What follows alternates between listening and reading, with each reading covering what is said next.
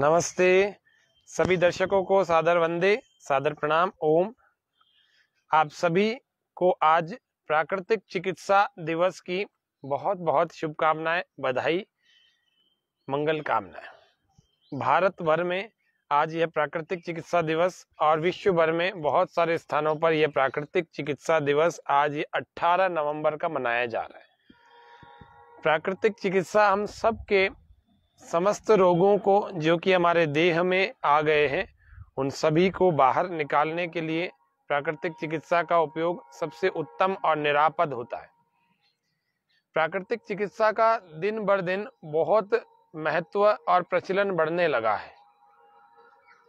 बिना किसी औषधि के कैसे प्रकृति के तत्वों से, कैसे सूर्य से, कैसे अग्नि से, कैसे वायु से, कैसे आकाश तत्व से, कैसे जल से, कैसे पृथ्वी मिट्टी आदि से, ये कैसे हम अपने आप को ठीक कर सकते हैं, कैसे प्रकृति के पास रह करके फिर से उत्तम देह वाले हो सकते हैं या निरोगी शरीर वाले हो सकते हैं।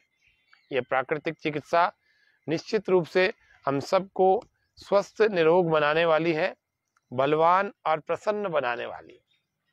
आज इस प्राकृतिक चिकित्सा का दिवस हम आज के इस विशेष कार्यक्रम में मनाएंगे मतलब विशेष कार्यक्रम हो गया तो प्राकृतिक चिकित्सा दिवस हो जाएगा।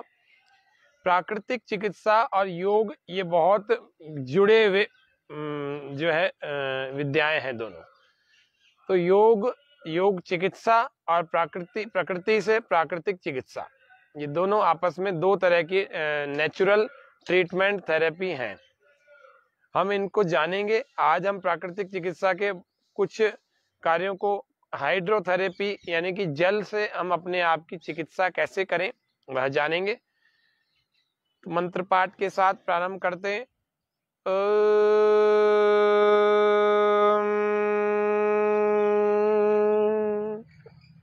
विश्वानि देव सवितर दुरितानि परासुव यद्भद्रं तन्नासुव। ओम अग्ने नयसु पथाराये अस्मान् विश्वानि देव वयुनानि विद्वान् युयोध्यस्मज्जुहुराणमेनो भूयिष्ठां ते नमोक्तिं विधेम। ओम स्वस्ति स्वस्ति स्वस्ति। सभी दर्शकों को पुनः इस प्राकृतिक चिकित्सा दिवस 18 नवंबर की बहुत बहुत बधाई, बहुत बहुत शुभकामनाएं। आज हम जोड़ों में दर्द, पैरों में दर्द, टांगों में दर्द, पिंडलियों का सूज जाना, टांगों का सूज जाना, टांगे बेजान हो जाना, यानी जान बेजान होने का मतलब यहाँ पर यह है कि उसकी एनर्जी, उसकी ताकत कम हो जाना, ये सब समस्याएं कैसे जल चिकित्सा से, कैसे हाइड्रोथेरेपी से हम ठीक कर सकते हैं उसका एक प्रयोग जान रहे हैं। उसके बाद प्राकृतिक चिकित्सा के और विभिन्न आयामों को, जल की चिकित्सा में विभिन्न आयामों को हम देखेंगे। कैसे नहाने से जुड़ा हुआ है। जैसे आजकल हम नहाते हैं, जो एक बहुत बड़ी गलती करते हैं कि हम पैरों पर पहले पानी डालते हैं।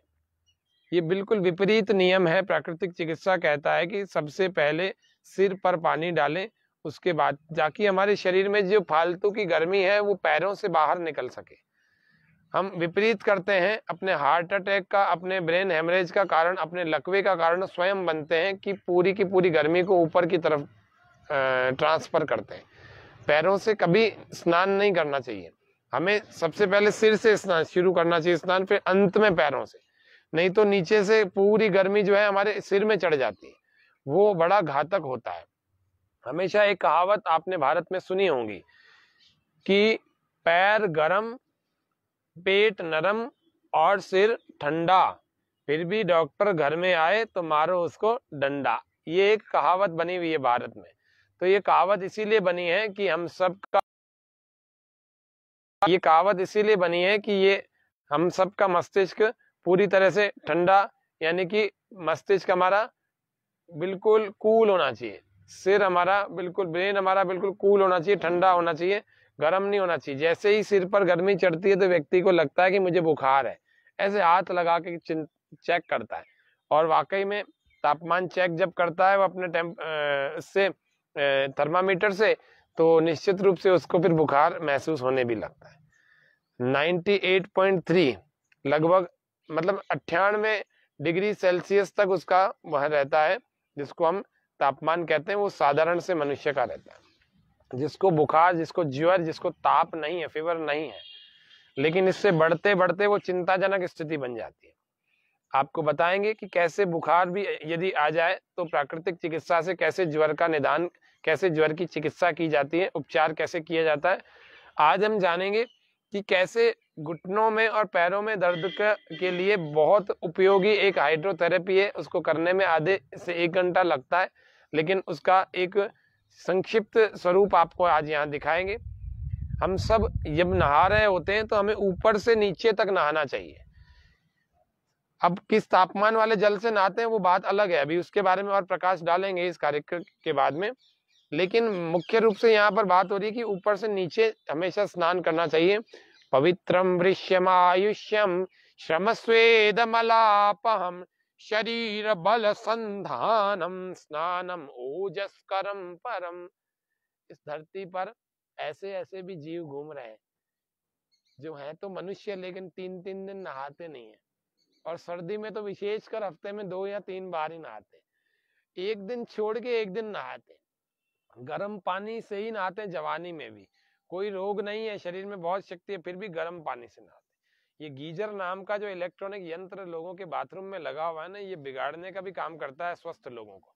बीमार व्यक्ति गर्म से कर रहा है कोई बात नहीं, कमजोर व्यक्ति कर रहा है कोई बात नहीं, लेकिन यदि स्वस्थ व्यक्ति है तो भी वो ऐसे ठिठुर रहा होता है जैसे कोई कौवा गुलेल से ठिठुर रहा होता है, जैसे उसको कोई किसी ने गुलेल मार दी और ठंडा पानी डालते ही तो ऐसे ठिठुरता है। कुछ भी नहीं होता। स्वस्थ व्यक्ति, जवान व्यक्ति को तो ठंडे जल से, यानी सामान्य सा जल जो भी टंकी के नल में आ रहा है उससे हमें नहाना चाहिए। ये स्वस्थ रहने का एक बहुत बढ़िया सूत्र है, साधारण जल से नहाना। ठंडे जल से तो इसीलिए बोल देते हैं कि सर्दियों में वही ठंडा हो जाता है। ये हमें विशेष ध्यान रखना है। हाइड्रोथेरेपी का सबसे मतलब प्राकृतिक चिकित्सा हमें प्रकृति के निकट रह करके जीवन जीना सिखाती है। पहले तो कोई गर्म पानी नहीं होते थे, जैसे वर्षों हजारों सालों पहले, तब भी तो लोग निरोग रहते थे, तब भी तो अधिक आयु वाले, अभी की अपेक्षा बहुत ज्यादा उम्र लेते थे। तब कैसे होता था? तब तो एक एक व्यक्ति के घर में गीजर नहीं होता था। तब तो रोमन जो सम्राट होते थे ना, उनके तो बाथरूम ही इतने बड़े होते थे कि 100-100, 200-200, 500-500 लोग एक बाथरूम में नहा सके, और सामूहिक रूप से नहाते थे, नग्न नहीं होते थे। न नग्नम अश्नियात, ये आयुर्वेद का नियम है कि नग्न होकर के कभी स्नान नहीं करना चाहिए। लेकिन प्राकृतिक चिकित्सा का एक साधारण सा नियम है, क्योंकि अब आजकल क्या बाथरूम हो गए हर व्यक्ति के अपने अपने घर में, तो एक ही व्यक्ति एक बाथरूम में नहाता है, तो खिड़कियां दरवाजे सब बंद होता है। तब उस समय अपने सभी वस्त्रों को त्याग करके शरीर के एक एक कोने को साफ करें जल से, बहुत अच्छे ढंग से रगड़ करके साफ करना चाहिए। तब तो वस्त्रों का त्याग करके नहाए तब तो ठीक है, लेकिन जब सामूहिक रूप से नहाते थे, अथवा आज भी बहुत सारे लोग ऐसे हैं बाहर खुले में नहाते हैं, तो कोशिश तो ये करनी चाहिए खुले में नहा रहे हैं तो निर्वात स्थान हो, जहां पर वायु वेग पूर्वक ना आती हो। वायु यदि वेग पूर्वक आएगी तो वह स्नान हम सबके लिए कल्याणकारी नहीं होगा। इसीलिए कहा पवित्रम वृष्यम आयुष्यम, जल की विशेषता है, पवित्र करता है हम सबको। महर्षि दयानंद भी सत्यार्थ प्रकाश में मनुस्मृति का सूत्र उद्धृत करते हैं, अद्भिर्गात्राणि शुद्ध्यन्ति मनः सत्येन शुद्ध्यति, विद्या तपोभ्याम भूतात्मा बुद्धिर्ज्ञानेन शुद्ध्यति। अद्भिर्गात्राणि, ये जल से ये बाहर के जितने भी अवयव हैं सब शुद्ध होते हैं। इसीलिए कहा महर्षि चरक ने आयुर्वेद में, पवित्रम वृष्यम आयुष्यम श्रम स्वेदमलापहम शरीर बल संधानम स्नानम ओजस्करम परम। गर्म जल से कैसे शरीर में उत्साह आ जाएगा, कैसे तरोताजगी आ जाएगी, इतनी नहीं आती है जितनी ठंडे या सामान्य जल से आती है। आप सब ने इस बात को अनुभव किया होगा। वो कहते हैं पवित्रम वृष्यम, वृष्य यानी शक्ति बढ़ाने वाला। पहला कहा पवित्र करने वाला जल है, और फिर शक्ति बढ़ाने वाला है। प्रतिदिन नहाने से हमारे अंदर शक्ति बढ़ती है। वृष्यम आयुष्यम, आयु बढ़ती है रोज नहाने से और जल का ठीक ठीक प्रयोग करने से। श्रम स्वेद मलापहम, थकान मिटती है, और स्वेद यानी पसीना, यानी कि जो मल चिपका हुआ है वो दूर चला जाता है, मतलब पसीने के द्वारा अंदर से जो मल निकला है वो जल से शुद्ध हो जाता है, हट जाता है। और फिर श्रम स्वेद मलापहम शरीर बल संधानम, शरीर में फिर नए बल का संचार और संधान होता है, फिर से नया उत्साह, फिर तरोताजगी आती है, फिर से बल का संधान होने लगता है, फिर नए काम में व्यक्ति लगता है। इसको कहते हैं शरीर बल संधानम। स्नानम ओजस करम परम, व्यक्ति के जीवन का जो ओज है ना वो बचा रहता है, ओजस्वी रहता है व्यक्ति, तेजस्वी, ओजस्वी, वर्चस्वी, श्रीपति, ये अलग अलग शब्द कहे हैं वेद में। तो ओजस्विता हमारे अगर शरीर की रहती है, हमारी स्किन जो है ग्लो करती रहती है अगर हम रोज नहाएंगे तो, नहीं तो इस पर भी मिट्टी और मैल चढ़ जाती है कई दिन नहीं नहाते हैं तो। लोग सोचते हैं मैं तो चेहरा ही तो दिख रहा है, इसको तो मैं धो लेता हूँ, बाकी शरीर को ठंड नहीं लगेगी। तो ऐसे एक कौआ स्नान नाम से एक कहावत व्याप्त है, बहुत पुरानी एक घटना है, एक कहानी है। वो व्यक्ति, दो शिष्य हरिद्वार के जल में नहाने के लिए पहुंचे गंगा जी के, और ठंड का मौसम था, सर्दी का, और सर्दी के मौसम में पहुंच गए।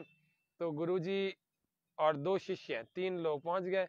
तो गुरुजी ने कहा, बोले पहले मैं नहा के आता हूँ शिष्यों। तो बोले ठीक है गुरुजी आप नहा के आइए। गए तो गुरुजी ने जैसे हाथ डाला तो बहुत ठंडक लगी, ऐसे कोई हाथ कांप करके बाहर निकाल दिया।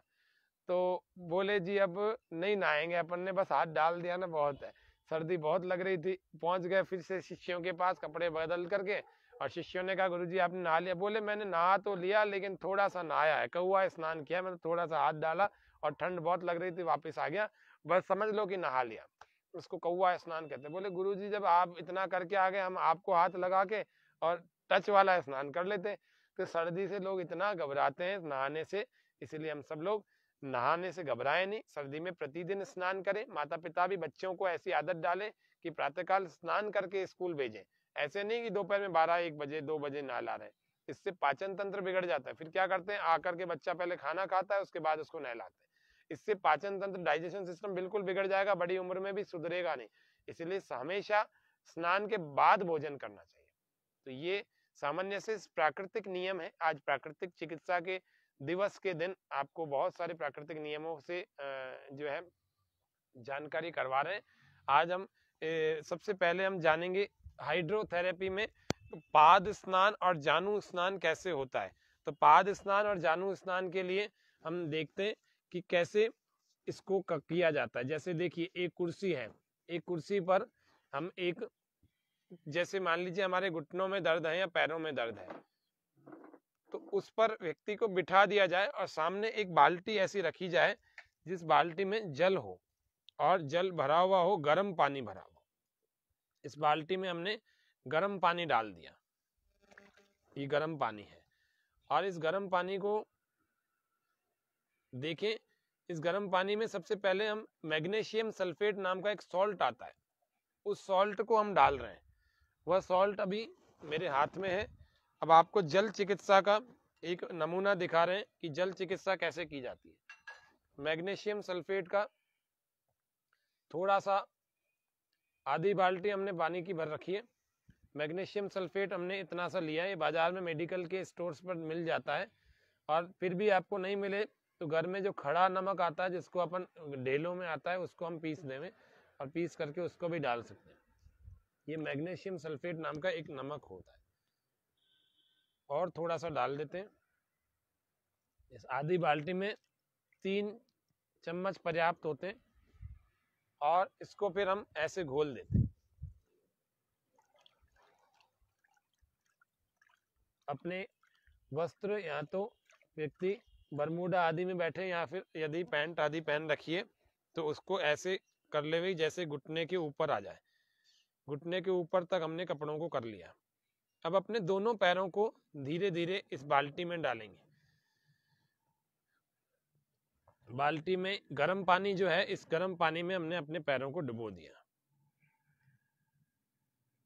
और जिन लोगों को घुटनों में भी दर्द है उन लोगों को, ये देखिए ये गर्म पानी है, इस गर्म पानी में अपने पैरों को हमने डुबो दिया, और उसके बाद हमने इस नैपकिन से इस गर्म पानी की जो भाप है बनने वाली, उस भाप को हमने छुपा करके ढक दिया है। बड़ा टॉवेल भी रख सकते हैं जिससे कि ये पूरी तरह से ये भाप इससे ऊपर ना उड़े, ये पूरी तरह से इसके अंदर लॉक हो जाए और पानी गर्म होने के कारण से इसकी भाप हमारे पैरों में ट्रीटमेंट का काम करेगी, ऊपर नहीं उड़ेगी। इसको आप और भी बड़ा टॉवेल लेकर के इसको पूरा ढक सकते हैं। इस तरह से इसको ढका जाता है। ये पानी से थेरेपी दी जा रही है पैरों में। तो इसको 15 से 20 मिनट आपको रखना चाहिए। फिर इसको नीचे लगा करके ऐसे रख करके, कहीं आप सोफे पर बैठे हैं, कहीं आप कहीं और बैठे हैं, तो 15-20 मिनट तो पाद स्नान हो गया, पैरों का स्नान। फिर हम कर रहे हैं जानू स्नान। जानू स्नान का मतलब होता है अपने घुटनों पर गरम गरम पानी का स्नान कराएं, ऐसे।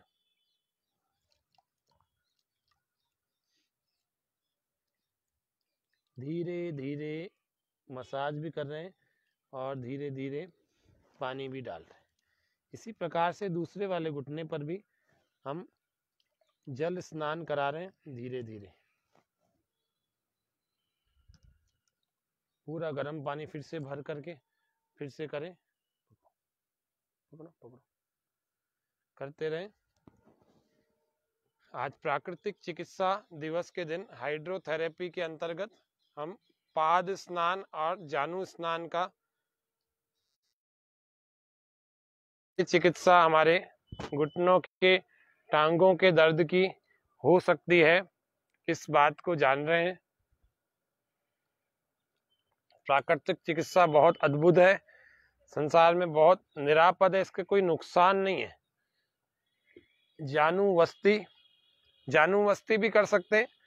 पूरे घुटने तक इतनी बड़ी बाल्टी आ जाए कि पूरे घुटने तक पानी जो है हमारा भीग जाए, हमारे घुटने, पूरे घुटने तक पानी आ जाए इसको, ऐसा जानू वस्ती की जाती है।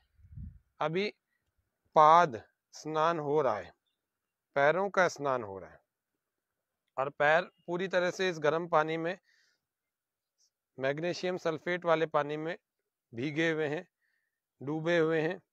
और इस पैरों को और हम अपने घुटनों को स्नान दे रहे हैं। इनको बहुत ही अच्छा स्नान हमारे घुटनों के लिए होता है। यह स्नान आज आपको इस स्वामी न्यूज़ के लाइव कार्यक्रम योग व स्वास्थ्य में दिखा रहे हैं। पहले भी प्राकृतिक चिकित्सा में हमने मिट्टी पट्टी लेप और भी कई कर्मों को समय समय पर बताया है, और समय समय पर उन कार्यों को अलग अलग बीमारियों से जोड़ते हुए आपको बताया। फिर से एक बार हम जानू स्नान कर रहे हैं। जिनके पैरों में, एड़ियों में बहुत ज़्यादा दर्द हो, वे लोग गर्म पानी में, जो हम आलू उबालते हैं पानी में, आलू, उबले हुए आलू का सेक करें अपनी एड़ियों पर, अपने पैरों पर, अपने तलवों पर। तो पैरों में जो तलवों का, एड़ियों का दर्द होता है वह दूर हो जाता है। अभी हम जानू स्नान यानी कि घुटनों का स्नान देख रहे हैं। ये अगर हम धूप में बैठ करके करेंगे, अभी हम धूप में बैठे, तो बहुत अच्छा जल्दी रिजल्ट आएगा। और जब इतना कर लेंगे, दोनों घुटनों पर बारी बारी से कर लेंगे, और इतना करने के बाद इस टॉवल को उठा करके और उस टॉवल को भिगो करके अपने घुटनों पर रख लेंगे और घुटनों को कवर कर देंगे इस टॉवल से। गर्म पानी में यह भीगा हुआ होगा, ठंडे पानी में नहीं भीगा हुआ हो, ये विचार, ये एक बार देख लेना चाहिए, सुनिश्चित कर लेना चाहिए। हाँ, बहुत अच्छा। थोड़ी देर में यदि आपकी बाल्टी का पानी ठंडा होने लगे तो उसको फिर से आप गर्म करके, यानी कि दूसरा गर्म पानी इसमें और डाल करके इसको और फिर से कर सकते हैं। यह हमारा हाइड्रोथेरेपी का एक कार्य, जिसको पाद स्नान और जानू स्नान कहते हैं। इस थेरेपी को ले रहे हैं हमारे साथ में योग साधक श्रीमान मुरलीधर जी रामचंदानी, अजमेर में ही रहते हैं, और आज हमारे इस प्राकृतिक चिकित्सा सत्र में आए हैं। और इस प्राकृतिक चिकित्सा सत्र में हमें पाद स्नान और जानु स्नान के रूप में कैसे कैसे किया जाता है हम इनके ऊपर देख रहे हैं। तो आप सभी इस कार्य को घर पर कर सकते हैं, सभी को करना चाहिए। थोड़ी देर 15-20 मिनट से शुरू करके इसको आधे पौन घंटे तक हमें प्रतिदिन करना चाहिए। और जब हम प्रतिदिन इस अभ्यास को करते हैं तो हमारे घुटनों का, हमारे टांगों का, हमारी पिंडलियों का और हमारे पैरों का, एड़ियों का, इन सब के दर्द में विशेष लाभ होता है। जो अलग अलग दवाइयों से नहीं हो पा रहा था वो सब हमारे प्रकृति के साथ जुड़ने से हो सकता है, हो जाता है। इस तरह से आप देख पा रहे हैं, लगातार इसको आधे घंटे तक करें। तो फिर वापस अगर पानी से नैपकिन ये ठंडा हो चुका हो, फिर इस नैपकिन को हटाएं, फिर इसको निचोड़ लें, फिर से गर्म पानी में बाल्टी में फिर से डालें और फिर से निचोड़ करके अपने घुटनों पर धीरे धीरे इसका सेक करके फिर इसको रखें। ऐसे यह पाद स्नान और जानु स्नान या जानु वस्ती भी कहलाती है। जानु वस्ती वैसे और भी प्रकार से होती है, अलग अलग प्रकारों से होती है। उस जानु वस्ती में बिल्कुल घुटने डूब जाते हैं अंदर तक, और अलग अलग मेडिकेटेड ऑयल से भी दी जाती है। ये तो केवल जल से दे रहे हैं, प्राकृतिक चिकित्सा है, इसीलिए बाकी अलग अलग जो है पंचकर्म षट कर्मों में और अलग अलग ट्रीटमेंट भी होते हैं, और प्राकृतिक चिकित्सा में भी मेडिकेटेड ऑयल से देते हैं। फिर पेशेंट की जो स्थिति होती है वो मैटर करती है, कैसा है व्यक्ति, कैसा किस प्रकार से उसके अंदर रोग का की प्रचंडता क्या है, रोग का वेग क्या है, उसके साथ में और कौन सी बीमारियां हैं। तो कार्टिलेज घिस गए कि ऑयलिंग ग्रीसिंग खत्म हो गई कि कम हो गई, इस तरह से कई सारी बातें देखी जाती हैं। उन सब बातों को जब हम देखते हैं तो उसके हिसाब से मेडिकेटेड ऑयल तैयार होते हैं, और उनमें से जानु वस्ती यानी कि अलग अलग औषधीय द्रव्यों से युक्त जो तेल होता है उससे जानु वस्ती यानी कि घुटनों की ल्यूब्रिकेशन किया जाता है। तब जाकर के हमारे घुटनों का दर्द और घुटनों की सूजन, मतलब घुटने इम्प्लांट अलग से घुटने नहीं लगवाने पड़ते। ऐसा कई बार देखा गया है, जो प्राकृतिक चिकित्सा में आते हैं घुटनों के दर्द के लिए भी आते हैं तो घुटनों का ऑपरेशन कराने से बच जाते हैं।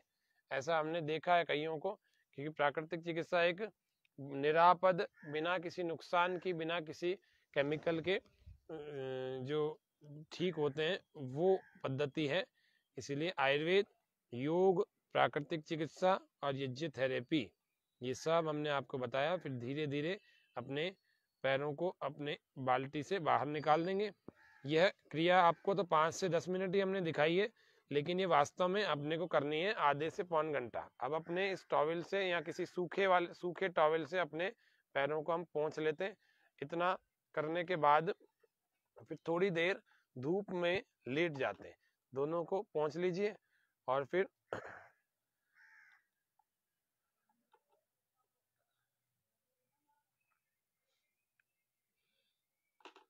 धूप में लेट जाइए थोड़ी देर।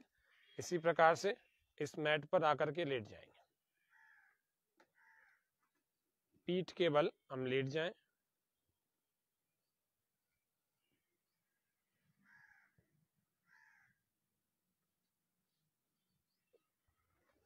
शव आसन में पैरों में थोड़ा फासला और हथेलियां आकाश की ओर, और पूरा शरीर ढीला, आंखें कोमलता से बंद होंगी। शव आसन में हम थोड़ी देर, कोई सी भी हमें प्राकृतिक चिकित्सा की ट्रीटमेंट लेना है तो अपने आप ले सकते हैं, और उसके बाद शवासन में हमें थोड़ी देर लेटना चाहिए और धूप का सेवन करना चाहिए।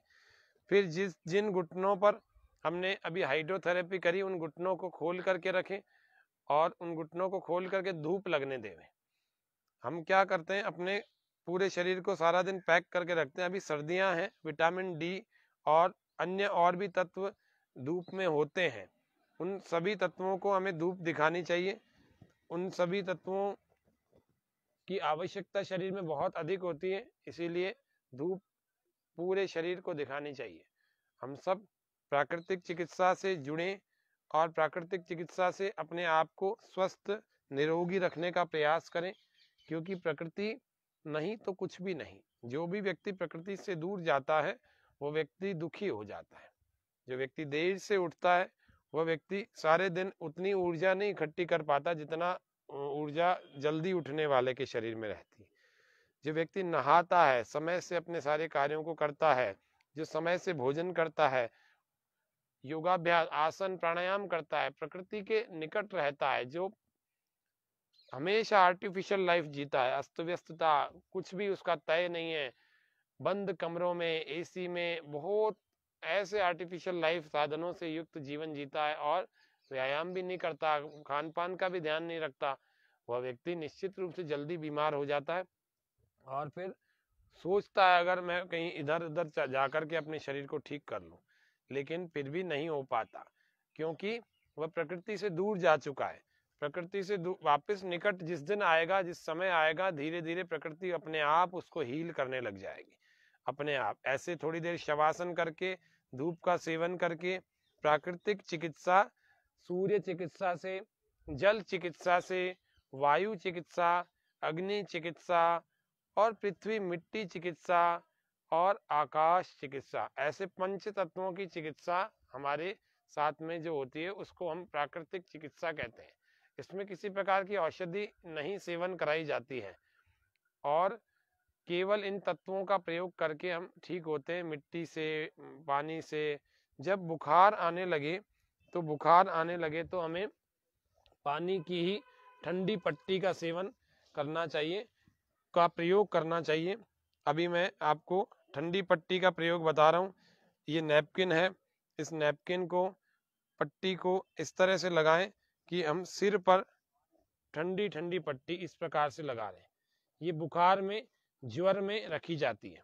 इस राइट वाले हैंड से इधर पकड़ लो, है ना, थोड़ा सा यूं पकड़ के रखो। ऐसे ये ज्वर में यानी बुखार में अगर हाइड्रोथेरेपी देनी हो तो ऐसे ठंडी पट्टी का सेवन, इसको लगाएं, फिर वापस निचोड़, फिर वापस फिर भिगोएं, फिर निचोड़ें, फिर भिगोएं, फिर निचोड़ें। इस तरह से हमें यह ठंडी पट्टी प्रयोग करनी चाहिए बुखार में।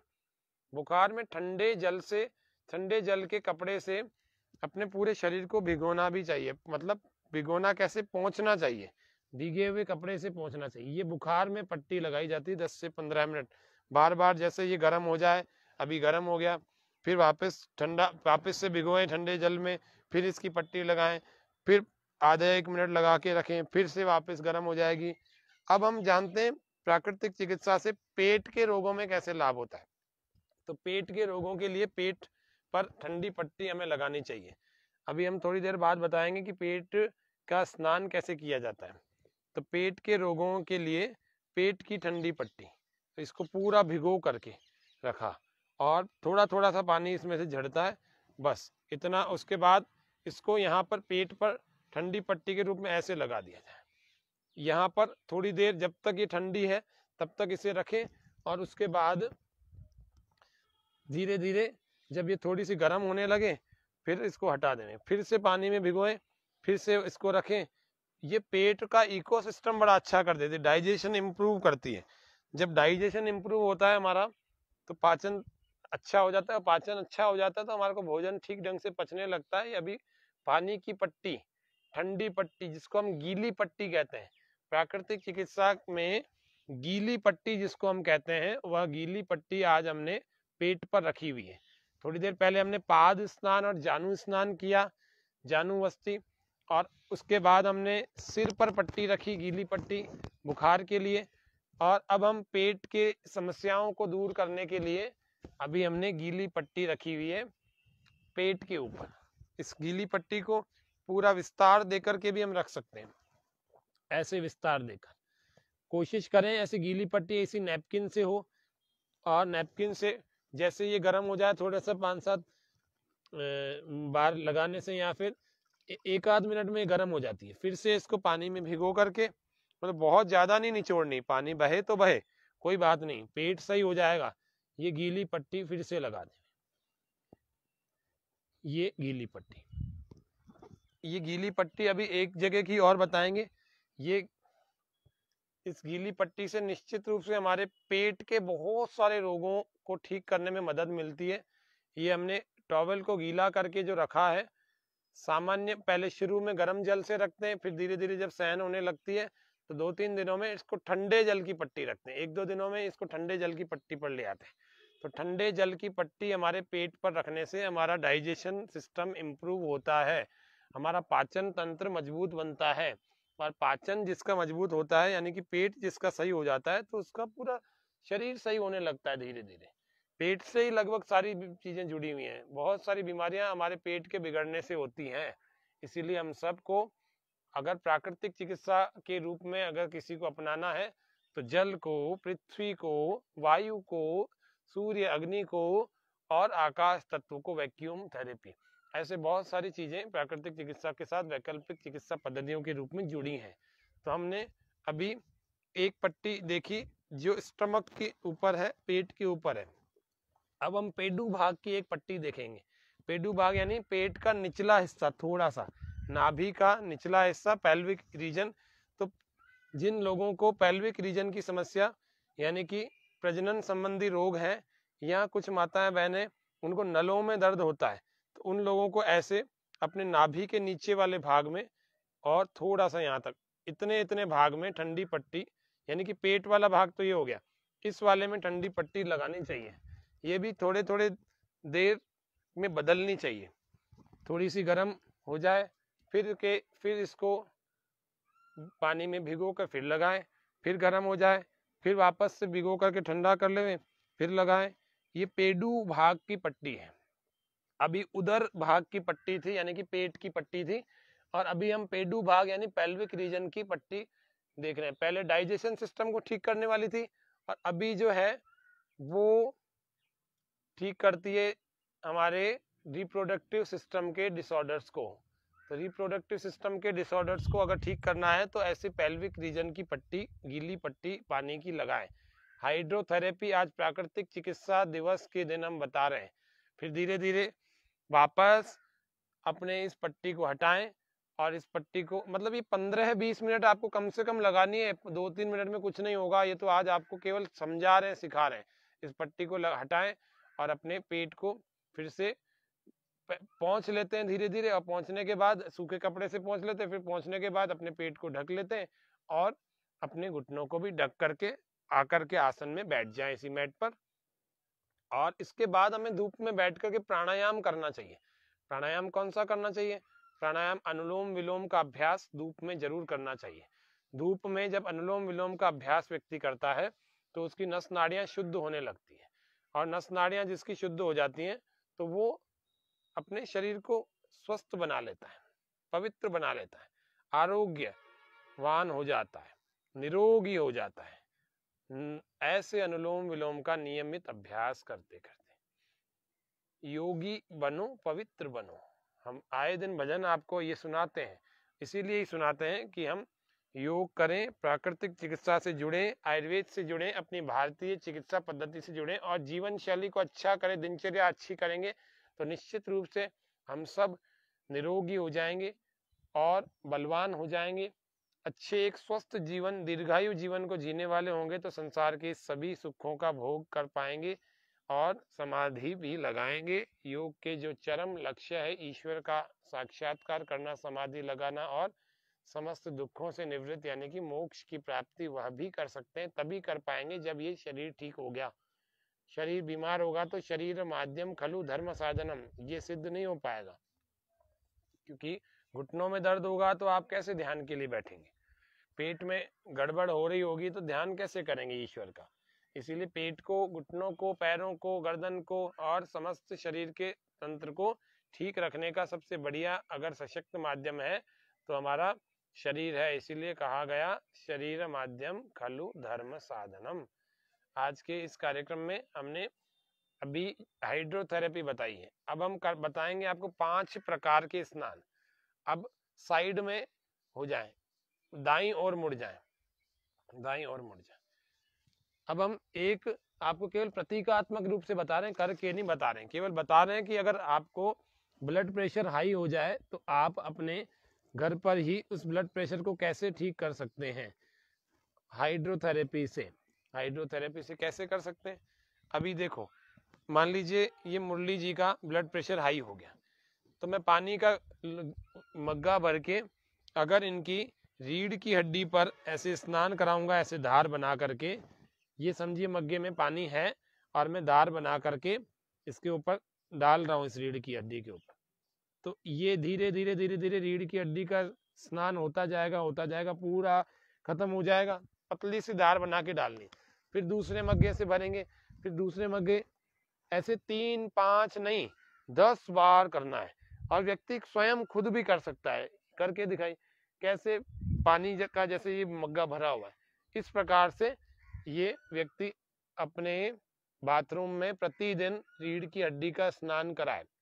एंजाइटी, घबराहट, है ना, और चिड़चिड़ापन, नींद नहीं आना, और उसके अलावा हाई ब्लड प्रेशर, जिसको अभी हाई ब्लड प्रेशर हुआ, आपको गोली मत लो, अभी तुरंत करके देखो, 5 मिनट में नॉर्मल नहीं हो जाए तो हमें बताना। तो ये रीढ़ की हड्डी का स्नान है। तो ये रीढ़ की हड्डी का स्नान भी बहुत कारगर होता है। और इस रीढ़ की हड्डी के स्नान के बाद आपको 5 प्रकार का और आगे का स्नान बता रहे हैं, बैठ जाएं।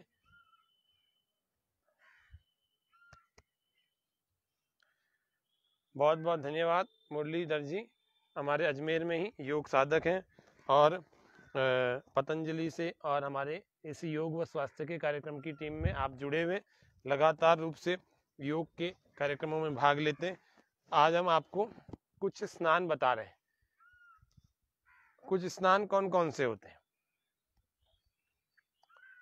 प्राकृतिक चिकित्सा में बहुत महत्वपूर्ण है स्नान करना। आज चलिए हाइड्रोथेरेपी की बात कर लेते हैं, क्योंकि सर्दियों में क्या लोग स्नान करने से घबराते हैं। अभी थोड़ी देर पहले मैं बोल भी रहा था आपको, जल और नहीं तो कम से कम नहाते हैं तो गर्म से नहाते हैं। और दूसरा एक और उपाय क्या करते हैं, लेट नहाते हैं। मैंने देखा बहुत सारे लोग उठ तो 6 बजे जाते हैं, 10 बजे नहाएंगे। अरे 4 घंटे तो वेस्ट कर दिए अपन ने बिना नहाए। हाँ, आप फ्रेश हो गए, शौच आदि से निवृत्त हो गए तो फिर तो नहा लो, फिर क्यों नहीं नहा रहे? और ये ठंडी लग रही है अजी, सर्दियों में 3 महीने तो हम लेट ही नहाते हैं, देर से।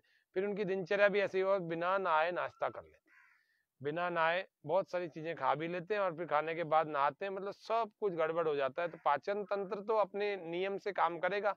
प्राकृतिक चिकित्सा है, तो अगर आप प्रकृति के नियमों का ध्यान नहीं रखेंगे तो बीमार हो जाएंगे। फिर प्राकृतिक चिकित्सा से ठीक होंगे, बस जीवन इसी में हो गया। खुद ही अपनी लापरवाही से बीमार हुए, फिर खुद ठीक होने की कोशिश कर रहे हैं। इसीलिए पहले से ही आप प्रकृति के नियमों का पालन करें। तो ये प्राकृतिक चिकित्सा आज हमें ये समझा रही है कि हम कैसे ऊपर से नीचे तक नहाएं, पहले ये बताया। दूसरा, इतने सारे स्नान आपको बताए पैरों के अलग अलग रोगों आदि में कैसे कैसे किए जाते हैं, पाचन तंत्र। अब हम जान रहे हैं, अभी एक स्नान अभी हमने जाना है, वो नाम था उसका मेरुदंड का स्नान, या मेरु स्नान, या रीढ़ी स्नान, या रीढ़ स्नान, इसको स्पाइन बाथ कहते हैं। तो ये हमने आज जाना। 10 मग्गे तक करना है। जो स्वस्थ व्यक्ति हैं उनको भी 5 मग्गे तक जरूर करना है। जिनको नींद नहीं आती उनको जरूर करना है। जिनकी याददाश्त कम है उनको जरूर करना है। जो चिंता तनाव में रहते हैं उनको जरूर करना है। हाई बीपी वालों को तो करना ही है, वो मैंने बता दिया। ये आवश्यक रूप से करना है।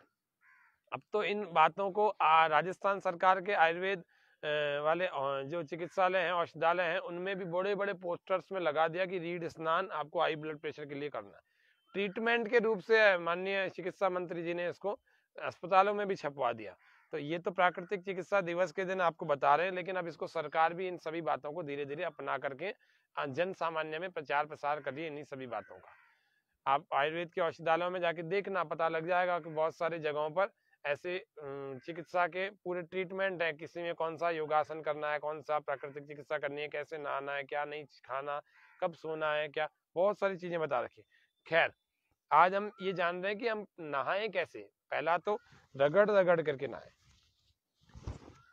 आपको विटामिन डी चाहिए यदि, तो धूप अभी जैसी मीठी मीठी सी धूप है, अभी ये चिलचिलाती धूप नहीं है, अभी ये कड़क कड़कती हुई धूप नहीं है, अभी ये खाने वाली मतलब बहुत तेज परेशान करने वाली धूप नहीं है, मीठी धूप है और सुबह सुबह की धूप है। तो ये आरोग्यवर्धक है ये, और इतनी गजब की आरोग्यवर्धक है कि हमारे शरीर में विटामिन डी अगर सबसे ज्यादा मात्रा में आएगा तो इस सुबह वाली 2 घंटे की धूप से आएगा। तो इस धूप में जो लोग ज्यादा बीमार हैं या स्वस्थ भी हैं, यदि शरीर को अच्छा बनाना चाहते हैं विटामिन से परिपूर्ण, तो उस व्यक्ति को हल्के हल्के हाथों से सरसों का तेल बहुत बढ़िया होता है मालिश के लिए, तो उस हल्के हल्के हाथों से अपने शरीर की मालिश करें।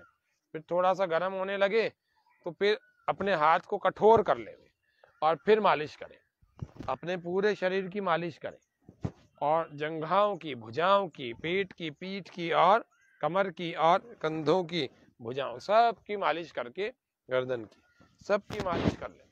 और मालिश करने के बाद थोड़ी देर धूप में बैठें। यदि आप योग प्राणायाम नहीं करके आए अभी, तो धूप में बैठकर मालिश करने के बाद आप प्राणायाम करें। अनुलोम विलोम, कपाल भाती, अग्निसार, ऐसे बहुत सारे अभ्यास हैं, इन सब को करें।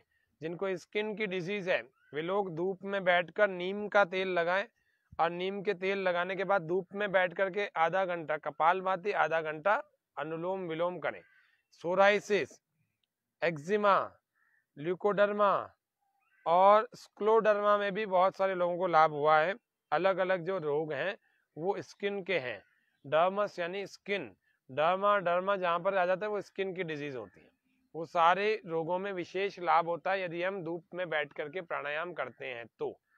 और कहीं पर प्रभावित क्षेत्र है, मान लीजिए कहीं पर कोई दाग या निशान हो गया, तो वहां पर नीम के पत्तों का पेस्ट बनाएं गाय के मूत्र में, गोमूत्र में, और उस पेस्ट को लगाएं और फिर उसको धूप में रखें और प्राणायाम करें लंबे समय।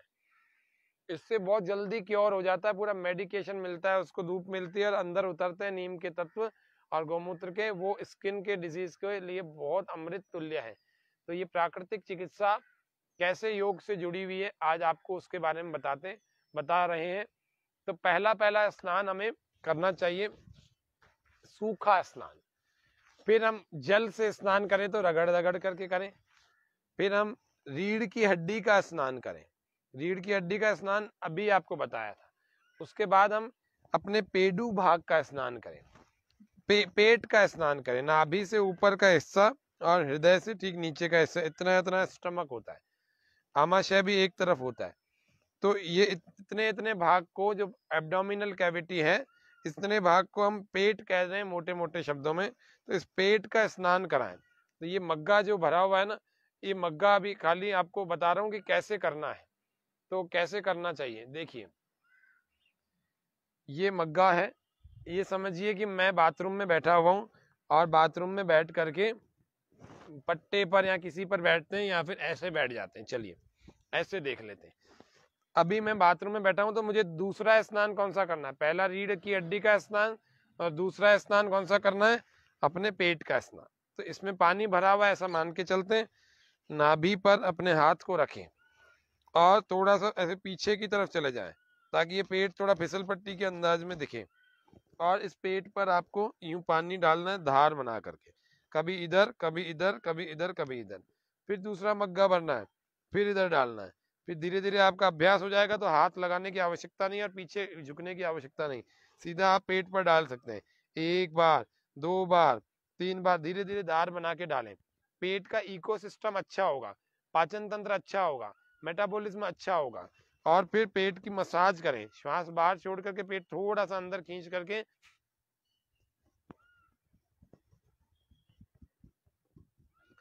कब्ज के, इंडाइजेशन के, अजीर्ण के, अपच के, ये सारे गैस के और एसिडिटी के, ये सारे पेशेंट्स को ऐसा ही करना चाहिए। फिर मसाज के बाद फिर से पानी का स्नान कराना चाहिए।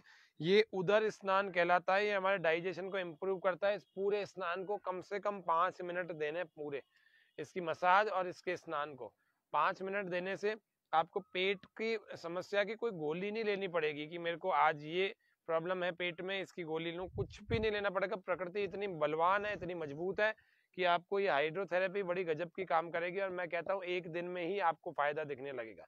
लेकिन इसको छोड़ना नहीं, आप पूरे स्वस्थ हो जाओ फिर भी आपको पेट का स्नान तो कराना ही है। फिर भले मसाज मत करना, लेकिन आपको पेट का स्नान जरूर करना चाहिए, उदर स्नान कहते हैं यह।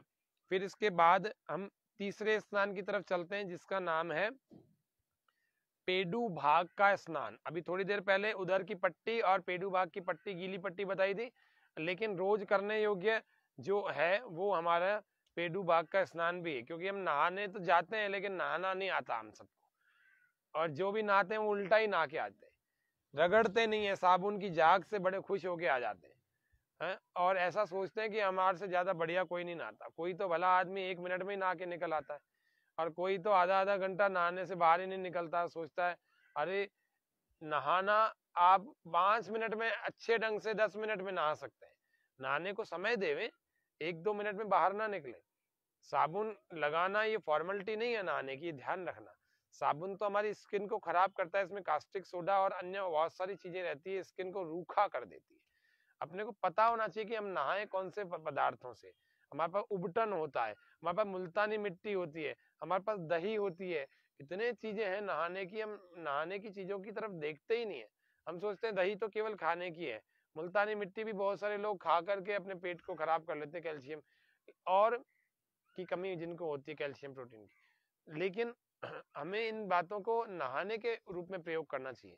हम नीम के पत्तों को उबालें, उसके जल से नहाएं, हम नीम के पत्तों को रगड़ें, हम बेल के पत्तों को रगड़ें, हम नींबू के पत्तों को रगड़ करके उससे सुगंधित बनाएं अपने जल को। जल से ऐसे सुगंधित, ऐसे आयुर्वेदिक, ऐसे मेडिकेटेड जल से नहाना चाहिए जिससे कि हमारे शरीर में दुर्गंध भी चली जाए और कीटाणु भी नाश हो जाए। और सुगंध तो देखो साबुन से लगाने के बाद भी 2-4 घंटे रहती होगी, वो भी इत्रों की और आर्टिफिशियल केमिकल्स की, लेकिन वो वास्तविक ओरिजिनल सुगंध तो नहीं रहती। ये भी आप भी जानते हैं, अगरबत्ती हो चाहे इत्र हो चाहे जिसको हम साबुन शैम्पू कहते हैं, उनकी सुगंध बहुत कोई अच्छी नहीं होती है। लेकिन फिर भी यदि हम प्राकृतिक चीजों से नहा रहे हैं तो दुर्गंध तो नहीं आएगी शरीर से, ये तो बात पक्की है। सुगंध तो अब किसी के शरीर में से प्राकृतिक रूप से तो निकलती नहीं है। हाँ, बेल को घोट करके और 2-3 ऐसी जड़ी बूटियां उनको घोट करके यदि रोज पिया जाए तो शरीर से थोड़ी थोड़ी सुगंध भी निकलने लगती है, ये प्राकृतिक रूप से निकलती है। तो वो कैसे होती है वो गर्मियों में बताएंगे। अभी सर्दियों में बता रहे हैं तो रीढ़ की हड्डी का स्नान और उदर का स्नान। अब पेडू भाग के स्नान की बात करते हैं। तो पेडू भाग के स्नान के लिए जैसे ये नाभि है, और नाभि के निचले भाग को, इतने इतने भाग को हम पेडू भाग कहते हैं। नले भी यही होते हैं। नले, किसी के नलों में दर्द होता है ना, महिलाओं के अक्सर होता है, पुरुषों के भी होता है, बार बार मूत्र त्याग करने जाते हैं, वो भी खराब है, यानी कि आपकी मूत्र वाहिनी नलियां कमजोर हो चुकी हैं। तो ये नाभि है, और ये इतना इतना भाग पेल्विक रीजन, यानी कि हमारा पेल्विक रीजन पेडू भाग कहलाता है। तो इस पेडू भाग के बिल्कुल नीचे की तरफ यूं जा करके आधे नाभि, इतने भाग को आपको इस मग्गे से ऐसे स्नान कराना है, बार बार स्नान कराना, बार बार पूरा धार बना करके फिर डालना है, फिर भरे, फिर डालें, फिर भरें, फिर डालें। ऐसे 15 से 20 बार करें। आपके प्रजनन संबंधी रिप्रोडक्टिव सिस्टम के जो डिसऑर्डर्स हैं वे भी ठीक हो जाएंगे। बार बार जो मूत्र त्यागने की, बार बार टॉयलेट जाने की समस्या है वो भी छूट जाएगी। यूरिन बार बार नहीं जाना पड़ेगा क्योंकि यहाँ की नस नाड़ियों में ताकत आएगी। फिर इसी की पेट की तरह मसाज करें, ऐसे थोड़ा दबाएं। अग्निसार, मंडूकासन, ये योग की क्रियाओं को नियमित रूप से करना चाहिए। अग्निसार तो बार बार करना चाहिए। अग्निसार क्रिया को करने से हमारे पेडू भाग की नसनाड़ियां बहुत अच्छी मजबूत होती हैं और उनमें ताकत आती है। जब उनमें ताकत आती है तो बार बार मूत्र त्याग की समस्या हमारी दूर होती है। संयम और सदाचार का पालन करना चाहिए, ब्रह्मचर्य का पालन करें, अपनी शक्तियां अपने शरीर में रखें। बार बार उल्टे पुल्टे विचारों में बह करके अपनी शक्तियों को बाहर बहने ना देवें, क्योंकि ये जब ब्रह्मचर्य रूपी वज्र का व्यक्ति प्रयोग नहीं करता, ब्रह्मचर्य रूपी व्रत का व्यक्ति पालन नहीं करता, तो भी हमारे पेडू भाग से नीचे के समस्त सिस्टम की शक्तियां कमजोर होने लगती हैं और फिर हम तेजस्वी नहीं रहते हैं, ओजस्वी नहीं रहते हैं, हम निस्तेज हो जाते हैं और शरीर में तमाम प्रकार के रोग हमारे घर कर जाते हैं। तो हम बीमार हो जाते हैं और हमारा जीवन नर्क युक्त, नर्कमय हो जाता है। तो ये 3 प्रकार के स्नान हमने जाने। चौथे प्रकार के स्नानों में देखते हैं, चौथे प्रकार के स्नान क्या होता है। दिख रहे हैं पैर? अपनी उंगलियों का स्नान करें। कैसे? उंगलियों के साइड में हम यूं रगड़ें, यहाँ ऐसे जमीन पर लगा दें और उंगलियों के साइड में रगड़ें। इससे भी बहुत सारी नसनाड़ियां ऐसी होती हैं जो कि हमारे दबती हैं, जिससे कि हमारे रोग ठीक होते हैं। उंगलियों का स्नान। फिर चैनल्स का स्नान, अपने इन 5 के बीच में जो ये है ना, इन चैनल्स को दबाएं। ऐसे दबाते जाएं। एक्यूप्रेशर में इनको दर्द निवारक प्रतिबिंब केंद्र कहा जाता है। ये नहाने के समय में भी दबाएं, तेल भी लगाएं अपने शरीर में, उसके बाद आधे से 1 घंटे बाद नहाएं। योग करें तो तेल लगाने के बाद करें सर्दियों में, आपको सर्दी कम लगेगी, शरीर पुष्ट होगा, शरीर बीमार नहीं होगा, त्वचा चिकनी रहेगी, हड्डियों में ल्यूब्रिकेशन आ जाएगा, दर्द नहीं होगा, आलस्य नहीं आएगा, गर्मी आ जाएगी पूरी, योग करने का पूरा लाभ होगा, तेलीय तत्व अंदर उतरेगा, और जब वो अंदर उतरेगा तो शरीर में दर्द नहीं रहेगा, सूखापन नहीं रहेगा, रूखापन नहीं रहेगा, तो हड्डियों को मजबूत भी बनाएगा। ल्यूब्रिकेशन चाहिए होता है शरीर को, तो सब में नरिशिंग और ल्यूब्रिकेशन ये निश्चित रूप से हमें मिले। तो हमने 5 प्रकार के स्नानों को देखा, उंगलियों के साइड में और अपने चैनल्स के, ये 2 स्नान ये हो गए, और एक हो गया रीढ़ की हड्डी का, एक हो गया पेट का उदर का, और एक होता है हो गया पेडू भाग का। बाकी पूरे शरीर का स्नान हमने देख ही लिया। सिर का स्नान भी रगड़ रगड़ करके हमें करना चाहिए। सिर का स्नान हम रगड़ रगड़ के नहीं करते हैं, तो फिर कम से कम पोरों से ऐसे मसाज कर करके हमें सिर के इसको करना चाहिए। बाल्टी और मग्गा ही स्नान के लिए सर्वोत्तम होते हैं। फवारे पर भी काफी शोध हो चुके हैं, तो फवारा हमारे लिए उत्तम नहीं रहता हमारे स्वास्थ्य के लिए। उसके अतिरिक्त हम नल, कई सारे लोग अभी भी दिमाग लगा रहे होंगे कि ये मग्गे से हम ऐसे धार क्यों डालें, इससे तो हम नल के नीचे बैठ जाएं। तो ऐसा नहीं लगाना, अपने को अपने हाथ से जो कार्य होगा, वो मग्गे से जो कार्य होगा वो आपका नल से नहीं हो पाएगा। जिस प्रकार की धार आप डाल पाएंगे उतना आपको मग्गे से, उससे नल से नहीं हो पाएगी। तो ये हमारा प्राकृतिक चिकित्सा के संबंध में आज का ये कार्यक्रम हमने किया, और आपको बहुत प्रयास किया अलग अलग चीज़ों के, अलग अलग रोगों की चिकित्सा बताने के लिए।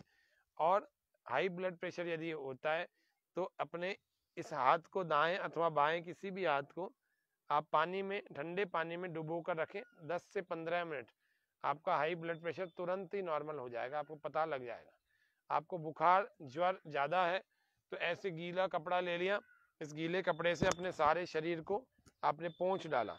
ये हाइड्रोथेरेपी के छोटे छोटे प्रयोग हैं, ये सबके काम आने वाले हैं, इमरजेंसी में जाने से बचाने वाले हैं तो नेचुरल, तुरंत काम करते हैं। लेकिन कुछ कुछ चीजें तो ऐसी हैं जो इंजेक्शन की तरह काम करती है। आपका इंजेक्शन भी इतनी जल्दी काम नहीं करता जितना नेचुरल चीजें काम करती हैं। हाई बीपी में ये सभी ये दबा देने चाहिए, ऐसा एक्यूप्रेशर, फिर तेज, फिर जोरदार ठहाका लगा करके हंस लेना चाहिए, ओ अनुलोम विलोम करना चाहिए, भ्रामरी करना चाहिए, उद्गीत करना चाहिए, ओम, और ध्यान करना चाहिए। कैसे हो जाएगा हाई ब्लड प्रेशर? हो कैसे जाएगा?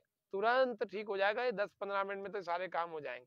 जब भी लगने लगे, हर समय ये मत सोचें कि मैं इस चीज की गोली खा लूं, मैं इस चीज की गोली, कुछ भी नहीं रखा गोलियों में, वो इमरजेंसी है, प्राण की रक्षा के लिए, तब खानी चाहिए। बाकी आपको प्रयास करना है कि दवाइयां मेरे जीवन से कम हो जाएं, धीरे धीरे बंद हो जाएं, और ये बंद होने के बाद मैं निरोगी जीवन जीऊं, और मेरे जीवन में दवाई नाम की कोई चीज नहीं है, बिना औषधि के मैं अपने जीवन को जीऊं। अगर लेंगे भी तो आयुर्वेद आदि की लेकर के बचें, कोशिश करें। जब बहुत आपातकाल हो जाता है तो ऑपरेशन, और तो ही आपको किसी एलोपैथिक की दवाई या इंजेक्शन आदि की आवश्यकता पड़नी चाहिए। बाकी तो आप अपने जीवनचर्या को ऐसा रखें कि आप बीमारी ना पड़े। प्रकृति हमें और क्या सिखाती है? प्रकृति ये सिखाती है कि आप ठीक ठीक ढंग से प्राकृतिक जीवनचर्या को जिए। जैसे ये तुलसी है, अभी तुलसी के बीज कैंसर तक को ठीक करने का सामर्थ्य रखते हैं। इसमें इतना मरकरी, इतना पारा होता है कि हम सबके शरीर में जो कैंसर सेल्स होते हैं, अगर वो डिसऑर्डर हो जाते हैं तो वो कैंसर नाम के रोग को पैदा कर देते हैं। शरीर में कितनी ही जगह पर कैंसर हो जाता है, ब्रेन में भी हो जाता है, ब्रेस्ट में भी हो जाता है, स्टमक में भी हो जाता है, ब्लड में भी, तमाम तरह कैंसर हो जाता है। तो अगर कैंसर की संभावना से बचना चाहते हैं तो एक तो समोसा खाना बंद करें। समोसे में भी कार्सिनोजेनिक, एक शोध में पाया गया कि समोसा का मतलब होता है कि गरम तेल में आलू और मैदा तलना, इससे कार्सिनोजेनिक एक गैस का निर्माण होता है, और वो समोसे तलने के दौरान ही होता है। कुछ तो उड़ जाती है जो श्वास के द्वारा हमारे अंदर आती है, और कुछ ऐसी होती है जो समोसे के अंदर से हमारे को नुकसान पैदा करती है। इसलिए कोशिश करना चाहिए समोसा ना खाएं, कभी कभी खाएं तो कोई बात नहीं, और प्रतिदिन तुलसी के 2 पत्तों को खाएं और 10 दानों को खाएं। 2 पत्ते 10 दाने, ऐसा तुलसी का प्रयोग करें। और तुलसी के 10-15 पत्तों को थोड़ा मैश करके आप अपने पानी में, पीने के पानी में डाल दें और उस पानी को पिए। नहीं तो तुलसी के ड्रॉप्स आते हैं, तुलसी का अर्क आता है, उसके 3 या 4 बूंदें जो है आप 2 लीटर पानी में डाल सकते हैं। उससे पूरा दिन सुगंधित रहेगा। कैंसर की संभावना लगभग समाप्त हो जाएगी, क्योंकि कैंसर के कारण बहुत सारे होते हैं, 1-2 नहीं होते। कैंसर के कारण बहुत सारे होते हैं, तो कैंसर की एक कारण आपका समाप्त हो जाएगा, क्योंकि तुलसी में बहुत सारे ऐसे कैंसर रोधी तत्व होते हैं जो कि शोध में पाए गए हैं। इसीलिए तुलसी को बहुत महत्वपूर्ण पौधा, बहुत महत्वपूर्ण प्लांट माना गया है, और लगभग सभी घरों में ये तुलसी को रखना एक अच्छी बात मानी जाती है। इसका धार्मिक भी महत्व लोग बताते हैं, बहुत सारे पौराणिक महत्व हैं। इस प्रकार से तुलसी का पौधा, ऐसे ही बहुत सारे और भी अलग अलग हैं। कभी फिर और दूसरा कोई जड़ी बूटी का कार्यक्रम होगा, अन्य होगा हर्बल का, वो आपको बताएंगे।